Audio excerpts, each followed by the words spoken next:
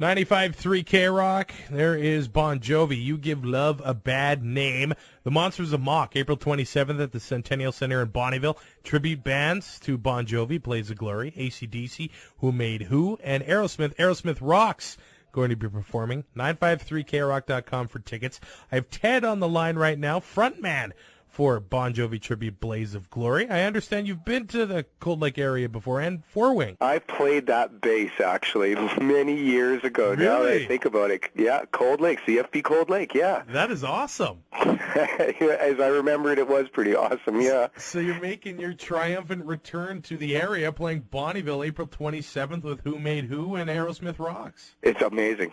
This is pretty cool, actually. We're going to have fun in that show because it's been a while since all three bands have been up to that area of Alberta, so it's pretty cool, actually. We're looking forward to it. I saw that you and Blaze of Glory just got back from 10 days of shows in the Caribbean. It was tough, man. It was tough, but we got through it. You know, we banded together, and of course, we had the Bahamas and St. Thomas and the Virgin Islands, Montego Bay, Jamaica. And it's it was a tough gig, man, but we made it happen. Yeah, what was tough? The heat, the amount of shows in a row, or? I'm being very facetious. There was nothing tough about that trip at all, actually. I'm like, how could that possibly be tough? Yeah. No, that was not a tough gig to do at all, actually. I love going out on the cruise ships. It was never really an option for us to do that before, right? Because the engagements were so long. But when you're a feature, you're only out for 8 or 10 days, right? So you get in and out. And I think we played 2 shows the first night that we got there. Then we had 5 days just to hang around on the ship and go in the ports of call. And then we had 2 shows on the last night we were on board. And then we flew home. Wow. Yeah, so the guy said, well, what are we supposed to do for 5 days? And I said, well, you know what? It's a cruise ship. You're in the Caribbean. Figure it out. Yeah. You'll figure out something to keep yourselves busy. And you guys have just signed a deal with the Major League Baseball. You're performing at a bunch of games this year. You guys have done a lot with this band. That's amazing. Because I talked to the guys about this, and I said, I have no idea what the ceiling is for a tribute. I don't know how far the thing can go. Right. I'm looking at some of the bands that are out there. There's one called Rain, and they do a tribute to the Beatles. These guys kind of are the yardstick for me because I see them pushing the boundaries for tribute acts. Mind you, the Beatles, they're in a different thing. They're very contemporary or adult contemporary sort of thing. But, they're playing huge theaters, soft theaters, big arenas that are usually delegated more for recording acts. So, in this case, I'm not sure how far I can take this thing. I have to thank Blaze of Glory and, by extension, Bon Jovi for even getting my publishing deal and getting this book out, So I don't know how far it can go. I'm just going to keep going. It just keeps getting better and better, so. Do you think it's a little different for a band like Rain, being that the Beatles aren't around anymore? I know McCartney's still doing shows, but the Beatles in itself aren't not a band anymore.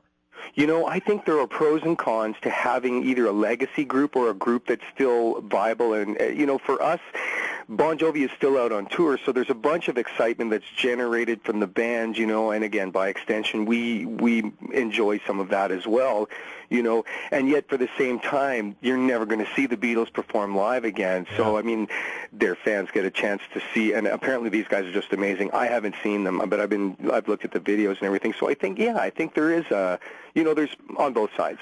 They were just through Edmonton. I've seen them on TV before, too. They are just amazing. It's safe to say that Bon Jovi must be a huge influence on you. How did it all start?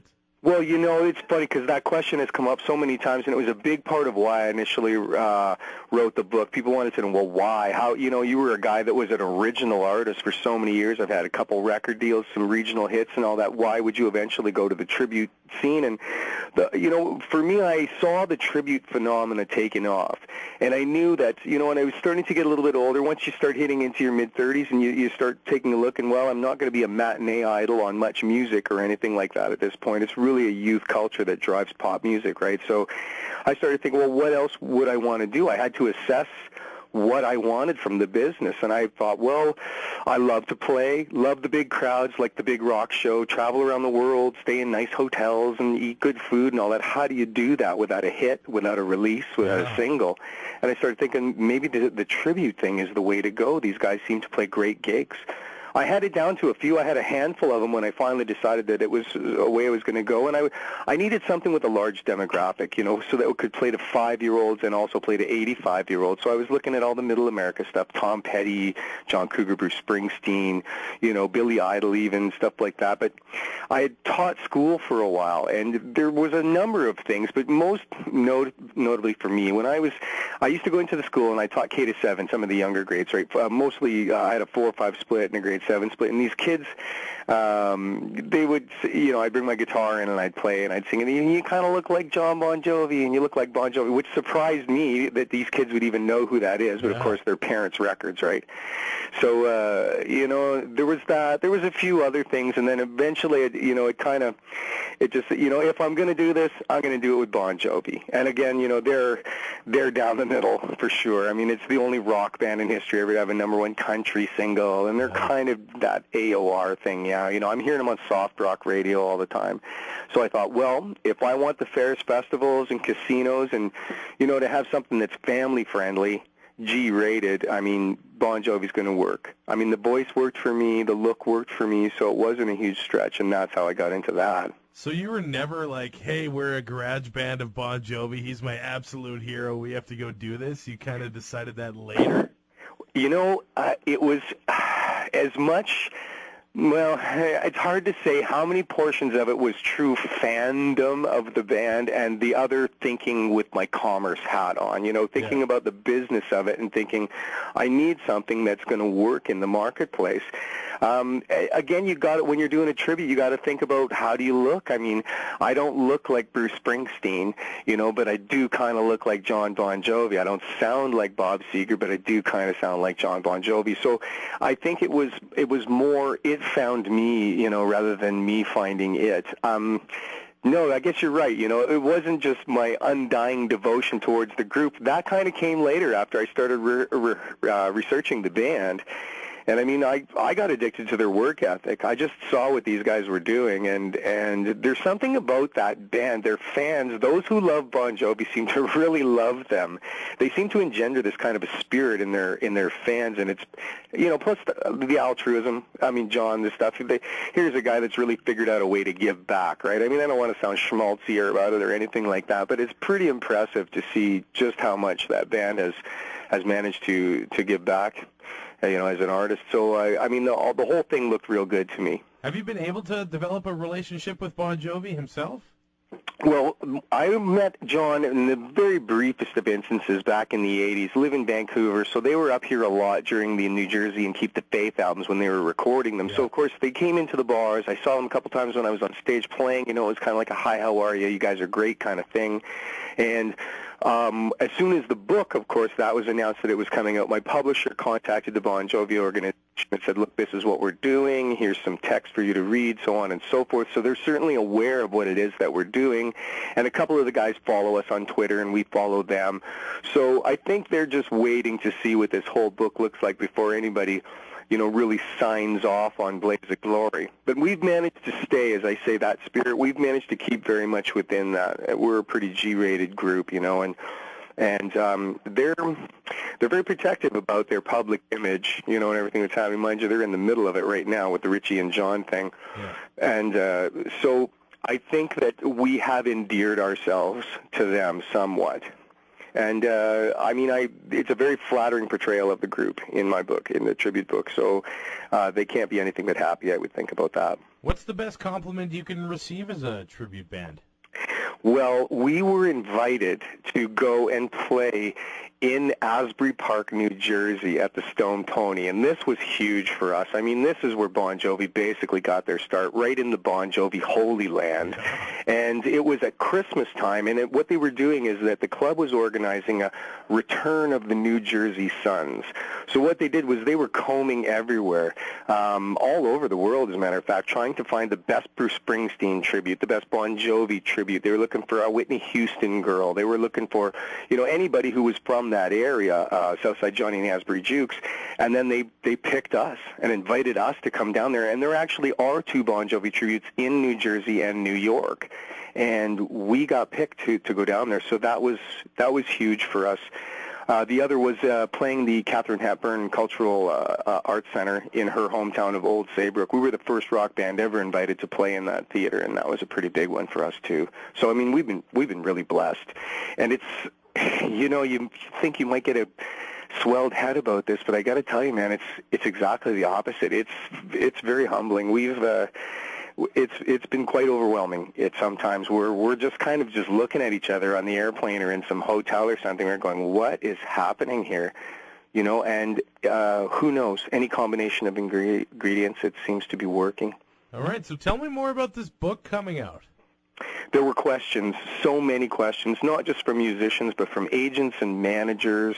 And I had been working with the media, you know, talking about Blaze of Glory. And finally this one publisher had said, look, you know, give me 1,000 words on this thing. I'd like to maybe do a little blog on this. You know, why? Yeah. Why would you do this? How did you do it? Do you have any advice for other bands, for, you know, record companies, blah, blah, blah, blah, blah. You know, about a guy that, so I was in one of my moods that day, and I was feeling particularly creative. And so I kind of put this rich man, poor man thing together. Two kids share the same dream, very similar upbringings. You know, one guy goes on to be famously rich and, you know, all this stuff, and the other guy sort of wanders in relative obscurity trying to grab the grail. And ironically, the poor kid ends up emulating the rich guy later on in life, redefines his meaning of success and happiness. And I got to tell you, I mean, I've done a lot of stuff over the last couple of decades in the music business, but I've never been in quite the place that I am now. You know, so when you start to feel that kind of, I don't know, that affirmation maybe, you know, where everything is starting to come your way, and you start to look at life a lot differently. And that's basically, the book is that transformation for me of, you know, being a struggling songwriter, trying to make a go of it in Canada and never quite hitting it. You know, and some small successes and victories, but really, ironically, after all those years of trying, I end up becoming an internationally touring band, you know, with a tribute act, doing a tribute to the artist that actually touched my life in a lot of different ways. And will this be available at the show on April 27th?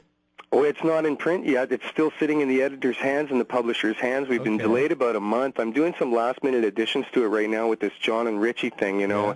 Been talking to some people close to the organization, trying to get the truth out about exactly what's happening between these two guys. So the publishers asked me, look, you need to do a nod to this, so go back into this thing. So I'm just in the process of writing all this stuff down right now, trying to get to the actual truth of what's happened. Yeah. So the book is supposed to be out. It says the publisher has announced for spring 2013, which is right now. I'm thinking it's probably a May release now at this point before it hits the shelves. Awesome. One more question. You'll be playing with Aerosmith Rocks and Who Made Who. Are you buddies with these guys? Absolutely. Nice. This has been really, really cool, actually, to do this. And you have to imagine, you know, each band's got 5 guys. There's 15 guys, and we travel together. Everyone was selected for this Monsters of Mach bill, basically, because I guess they're the kings in their respective fields, you know, in North America. Aerosmith Rock's just amazing. The guy, Danny Dean, who does Tyler, is just bang on. Same with the guy that, with Dan, who does Brian Johnson and AC/DC. I mean, it's pretty neat for me to watch that. And we have a very mutual respect for one another, right? Because everybody's real good at what it is that they do. Yeah. And the cool thing about it is there's no competition, right? You know, you love Bon Jovi, you love Aerosmith, you love AC/DC, great. You'll love all of that. So, and it was an interesting experiment. The first couple times we did it, are you going to get 15 rock and rollers together without any kind of drama or issues or divas or anything like that? And we were really lucky. We just all fell in, and so we all want to do this as much as possible now. It's a pretty nice place to be, and that's a great night of rock and roll. Bon Jovi, Aerosmith, and AC/DC. It's going to rule. Yeah, and it's very rare that you'll be able to hear all those bands on one bill, so this is a cool opportunity, I think. I wonder if that'll ever happen. We talk about that, too. Could you ever see all 3 of those bands on one bill? And it seems unlikely. Yeah, very unlikely. So April 27th, Bonnyville Centennial Center, looking very much forward to seeing you guys. I can't wait for that. Awesome. Well, come and grab me, man. We'll have a cocktail. All right. Thanks for talking to me, Ted. All right. Talk to you soon.